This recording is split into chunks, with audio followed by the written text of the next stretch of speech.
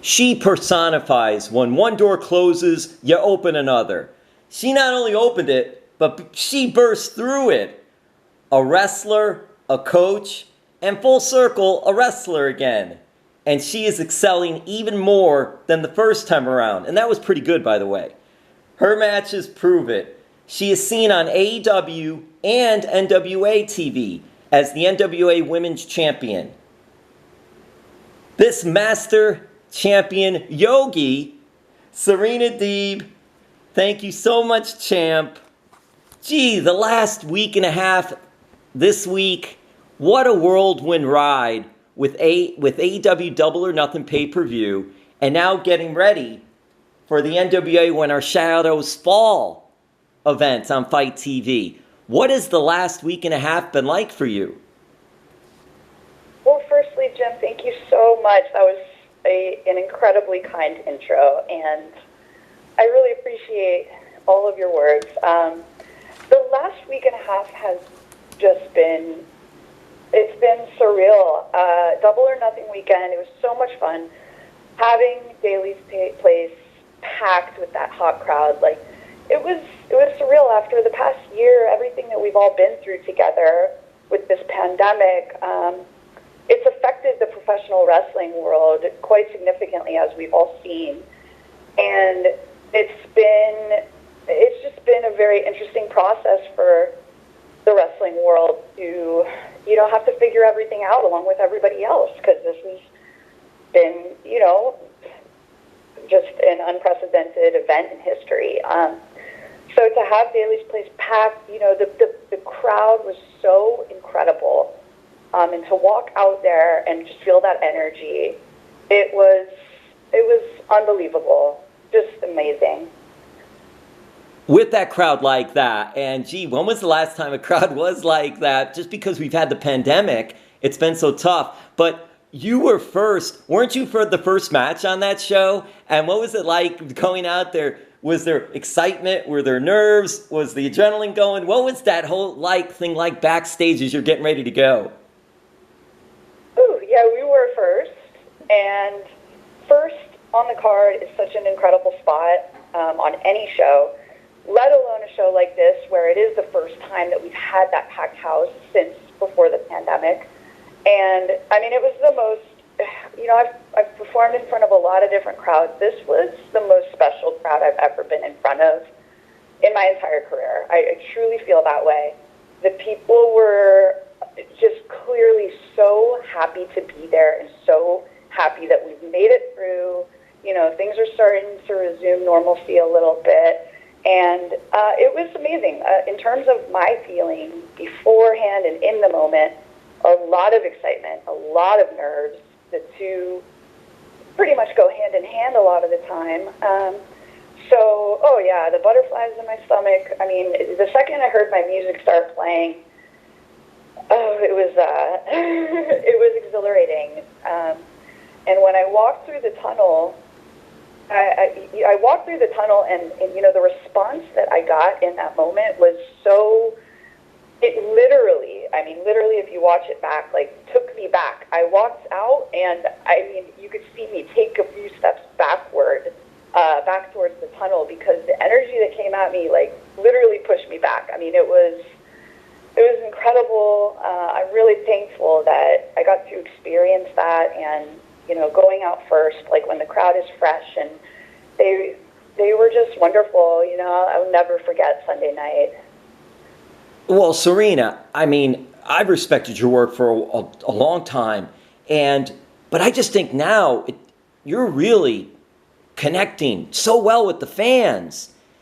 Can you pinpoint anything that you're doing differently now, or anything as to why? Or is that a fair statement, or do you think no?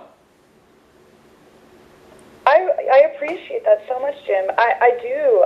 I do feel a different connection. I think that the time that I was coaching, it really opened my mind up in different ways to wrestling. I started looking at wrestling differently, seeing the details that go into wrestling a lot more deeply, because when you're coaching, you have to not only, tell people what to do and how to do it and all these things, but you have to tell them why they're doing it. There's a lot of whys in wrestling. And if you don't understand why you're doing something at the time that you're doing it, there's a little bit of a disconnect. So now I think I'm putting the pieces of the puzzle together a little bit better, a little bit more sharply. And honestly, I've had so many different stages of my career, but right now I am watching more wrestling than I've ever watched in my life. I'm studying more wrestling than I've ever studied.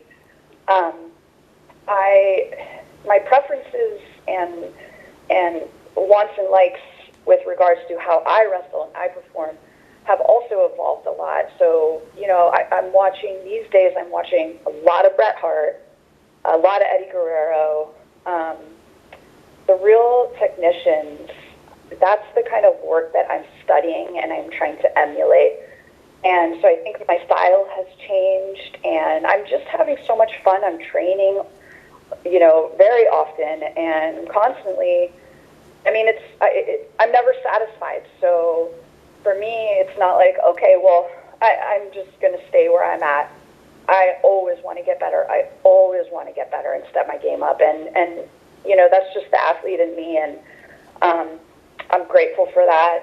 And so I feel that I'm on a real positive chain of momentum right now. And I'm just going to continue riding that. Well, you're the NWA Women's Champion. You're also the woman of 1,000 holds. I think 1,001 holds, but we'll say 1,000 holds. Yes. But Serena, it's interesting because you're into yoga. I was reading that about you, and so much obviously with the yoga is the mind and a sense of spirituality and togetherness with your mind and body. And you mentioned about being a coach. And I think whether it's a referee, a commentator, a coach, you're getting a different look and a different perspective than when you're wrestling, when you're competing. The mental part of it with the yoga, now you're saying you're studying more of it. Do you think that being in yoga has helped in that part of it as well, that you are now looking at this, or am I going too deep with it? Are you looking at this from a mental standpoint as well in the art of pro wrestling because of yoga and because of coaching? Absolutely. You are definitely not going too deep. The thing is, professional wrestling is very deep. The psychology behind it, and as I mentioned, all of the little details. The thing that makes the people that I mentioned, the Bret Hart, the Eddie Guerreros, the Dean Malenko's, Lance Storms, the thing that makes those people great are their attention to the attention to detail that they put in their work. And the psychological aspect, both inside the ring and outside the ring, that's something that it takes time to develop. I'm 34 now. I've been wrestling since I was 18. I've been in wrestling since I was 18, and I'm a completely different person than I was 5 years ago, 10 years ago. And that's translating to inside the ring as well. My mind has, grown and evolved, and I think that I have bettered myself in many ways mentally. And, I find it just as important, if not more so important, but definitely equally as important as a performer, as a wrestler, to work on your mental game as well, because it's a tough business. It's physically tough, it's mentally tough, it's emotionally tough, and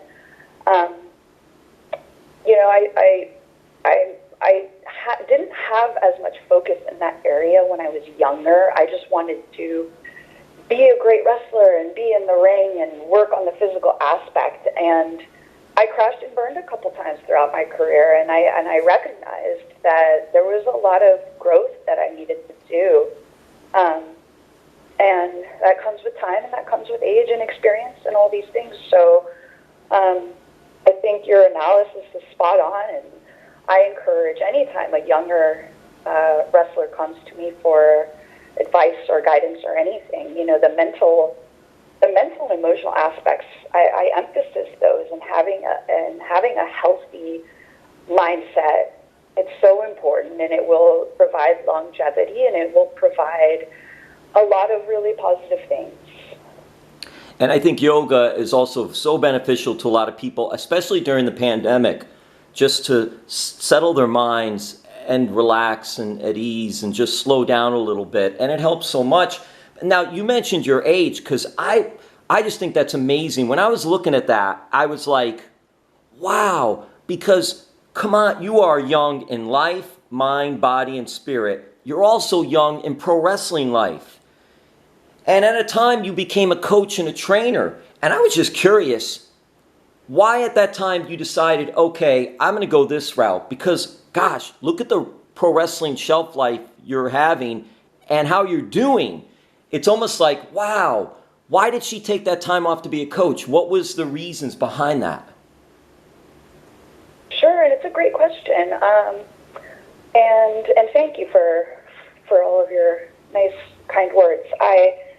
At the time, when I was approached about the coaching position, I had actually taken 2 years off of wrestling completely. I took a break from the business to kind of, as I mentioned, regroup and go through the evolution at that time of my life that I felt I needed.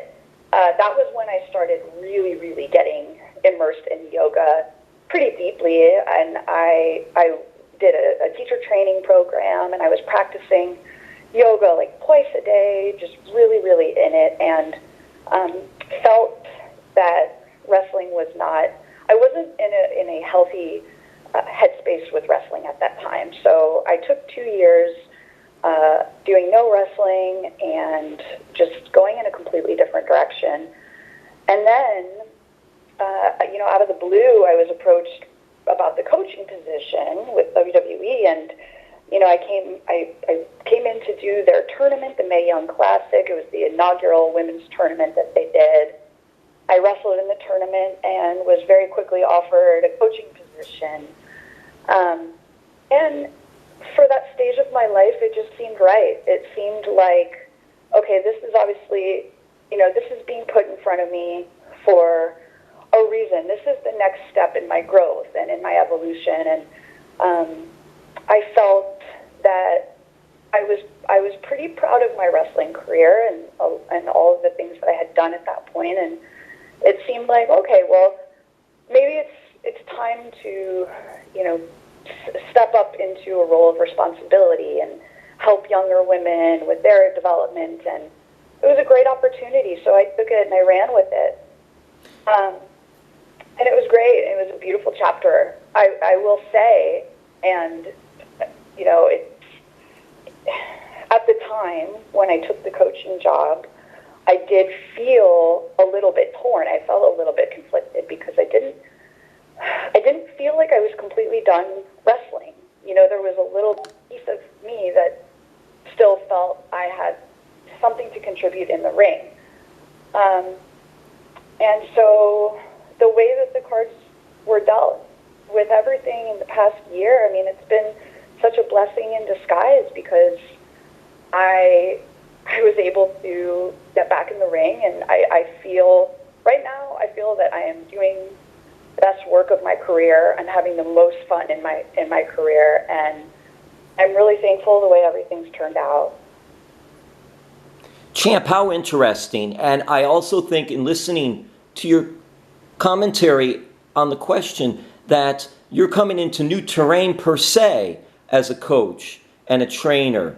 And then when that time ended, you were able to look at what was going on and had an opportunity and got back to wrestling. So I think that wrestling that you talk about was still there, came out, but you took a break. Also during that break, you're able to rest your body, which is important.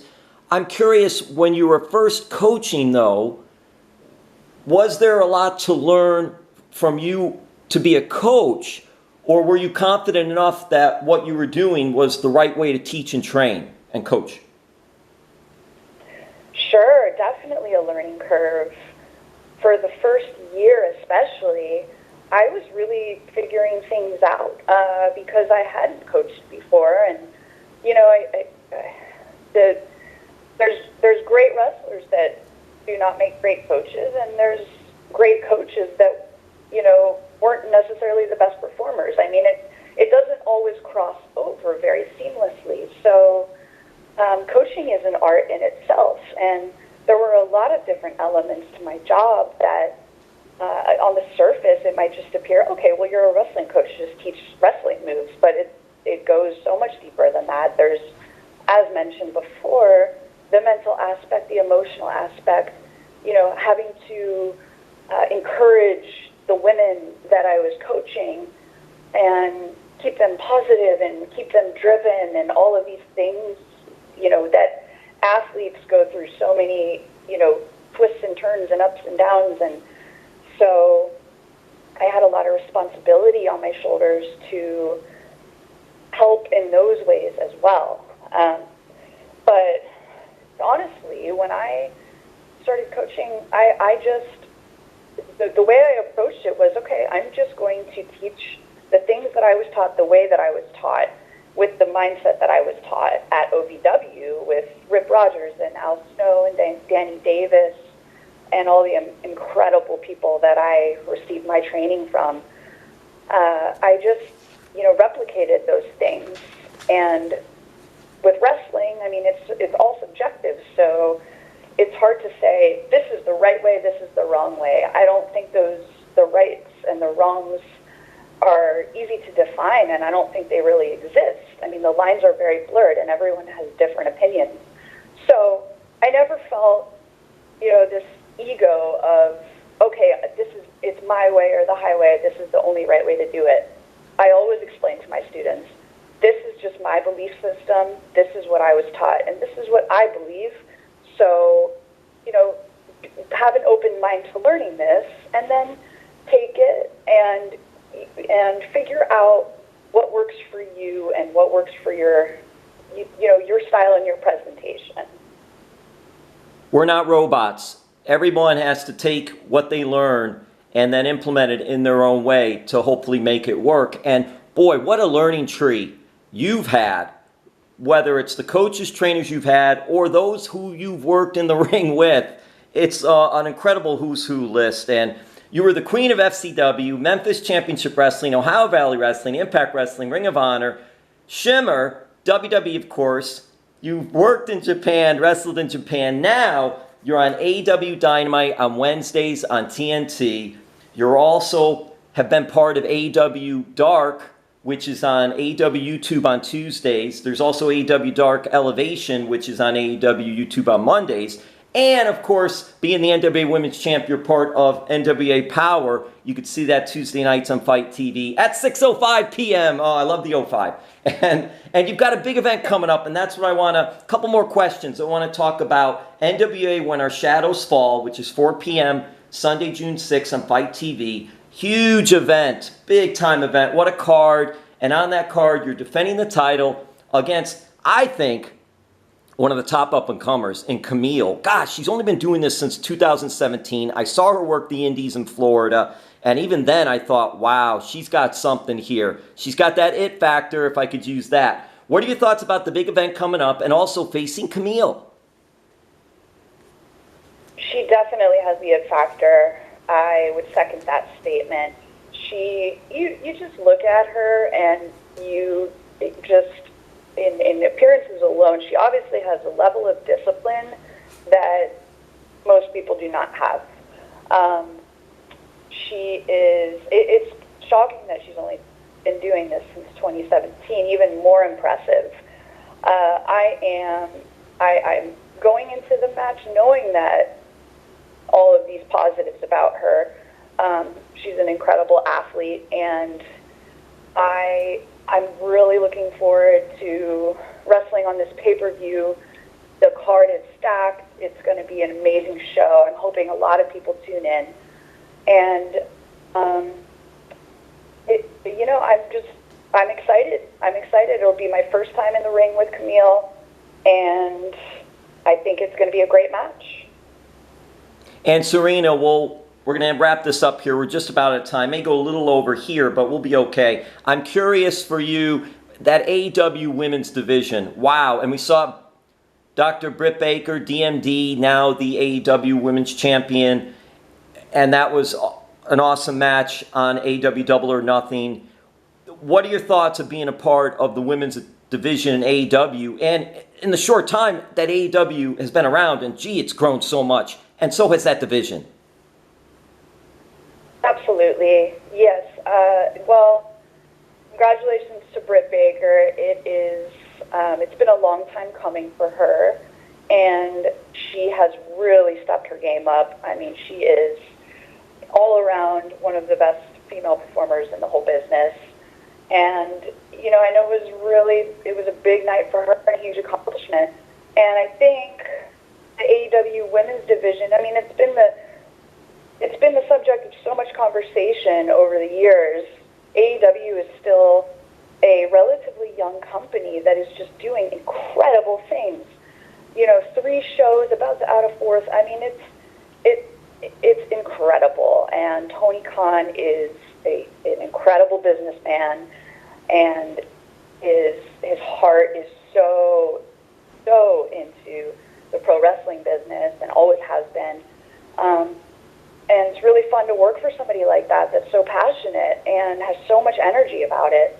And I think the women's division is, I venture to say, becoming the top women's division in the whole world. I think there are a lot of talented women. There are a lot of young women that have so much potential and very bright careers ahead of them. Red Velvet, Layla Hirsch. There are, you know, it's amazing to see it blossoming in the way that it is, and I'm proud to be a part of it. I think that as the company develops, the women's division is going to continue growing and evolving, and I think there are very big things ahead. We saw Thunder Rosa and Britt Baker main event Dynamite. The first time a women's match was the main event. I mean, we continue to break down all the walls, and it's exhilarating to be a part of that. And my intentions with being a part of this roster have always been to contribute to the greater good and to helping it grow. And I'm really, really excited to see what's to come. Well, Serena, thank you so much. And I'm going to end it with this. Are you a Mia Hamm fan, or will you be watching the Summer Olympics and the soccer? I am a huge Mia Hamm fan. She was like my first role model because I was a really big soccer player when I was younger. So 100% yes. I love soccer. I will be watching. Yes. That's why she's elite right there. That was if we had more time, I would have talked more soccer, but I really had some other questions. Maybe next time we could talk soccer. I love soccer. But Serena Deeb, you're the NWA Women's Champ. You are part of All Elite Wrestling. You are elite. Thank you so much, Serena.